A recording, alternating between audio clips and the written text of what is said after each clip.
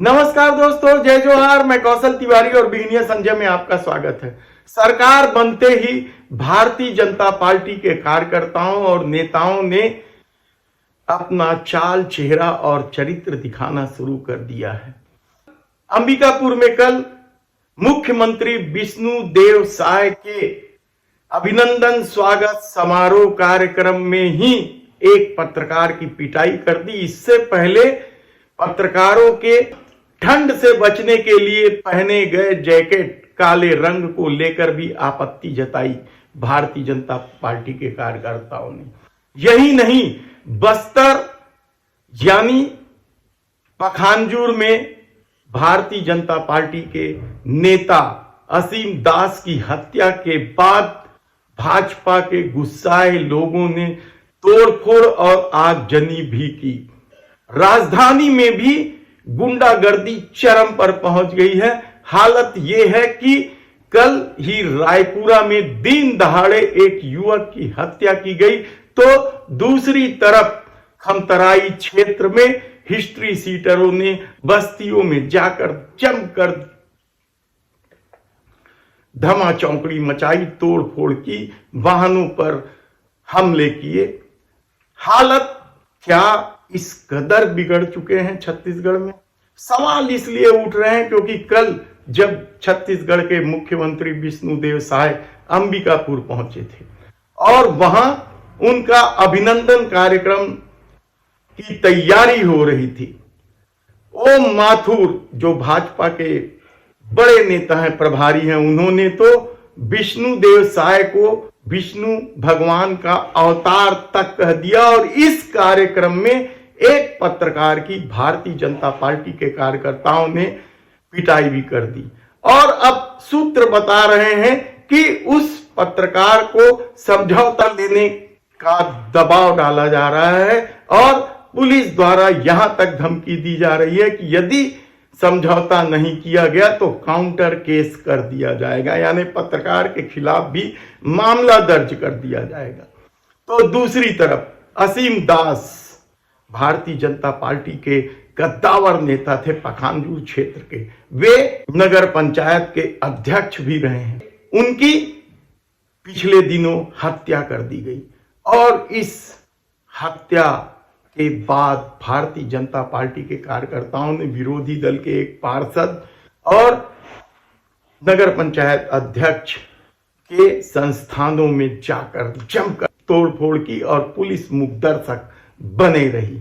हालत किस कदर बिगड़ चुकी है इसका अंदाजा इस बात से लगाया जा सकता है कि पिछले 2-3 दिनों से राजधानी में भी गुंडा तत्वों, हिस्ट्री सीटरों और बदमाशों का आतंक मचा हुआ है।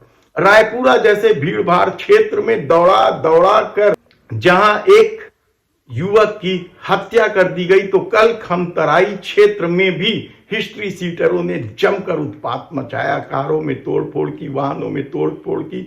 25-30 की संख्या में इन बदमाशों ने जमकर उत्पात मचाया और जब लोग थाने पहुंचकर इसकी शिकायत किए तब कहीं पुलिस जागी। यानी सोचिए कि कानून व्यवस्था की स्थिति किस कदर खराब है। यही नहीं, पेट्रोल पंप में 3 युवकों ने वहां के कर्मचारियों को चाकू भी मार दिया। भूपेश सरकार के दौरान कुछ एक घटनाओं को लेकर पूरी भाजपा किस तरीके से भूपेश सत्ता को जंगल राज बताती थी, अब वही भारतीय जनता पार्टी के नेता खामोश है। हालांकि उसके एक प्रवक्ता केदारनाथ गुप्ता ने दावा किया है कि छत्तीसगढ़ में अपराध के लिए अब कोई जगह नहीं है, लेकिन खुद विवादों में रहे हैं, कई मामले रहे हैं उनके खिलाफ और कहा जा रहा है कि अब ये कह रहे हैं कि छत्तीसगढ़ में अपराधों के लिए कोई जगह नहीं है। लेकिन लगातार छत्तीसगढ़ के हर क्षेत्र से इस तरह की गुंडागर्दी की खबर आ रही है और कहा जा रहा है कि बहुत सारे मामले में भारतीय जनता पार्टी के कार्यकर्ता भी शामिल है। खासकर पखांजूर में तो किस कदर गुंडागर्दी मचाई गई है यह भी किसी से छिपा नहीं है। ऐसे में मुख्यमंत्री विष्णुदेव साय का भी अधिकृत बयान नहीं आया है और उप मुख्यमंत्री विजय शर्मा ने पुलिस प्रशासन को चेतावनी दी है कि इस पर जल्दी ही काबू किया जाए। कानून व्यवस्था की स्थिति बनी रहनी चाहिए, नहीं तो किसी को नहीं बख्शा जाएगा। लेकिन अपराध है कि कम होने का नाम ही नहीं ले रहा है और लगातार बढ़ता जा रहा है।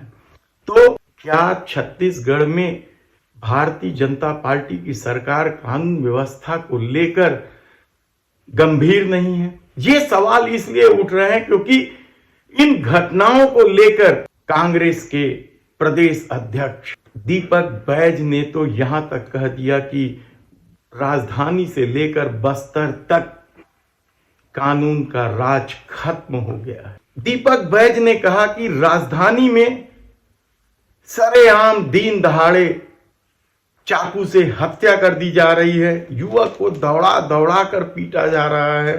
पखांजूर में भाजपा नेता की गोली मारकर हत्या कर दी गई।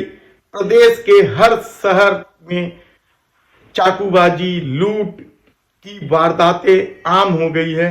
भाजपा सरकार को अभी 1 माह ही बीता और अपराधी बेलगाम हो चुके हैं। प्रदेश में एक बार फिर वही आतंक का दौर आ गया है। आतंक का दौर आ गया है। यह सवाल इसलिए उठ रहे हैं क्योंकि कांग्रेस के एक अन्य प्रवक्ता धनंजय सिंह ने अंबिकापुर में पत्रकार के साथ हुई घटना को लेकर कड़ी नाराजगी जाहिर करते हुए दोषियों के खिलाफ कड़ी कार्रवाई की मांग की है। धनंजय सिंह ने कहा कि किस कदर पत्रकारों को अभी से दबाया जा रहा है। वहीं दूसरी तरफ सोशल मीडिया में भी कई तरह के सवाल उठ रहे हैं विष्णुदेव सरकार पर। तब देखना होगा कि आने वाले दिनों में भारतीय जनता पार्टी के नेताओं और कार्यकर्ताओं के चाल, चेहरा, चरित्र और किस तरीके से उजागर होते हैं। धन्यवाद।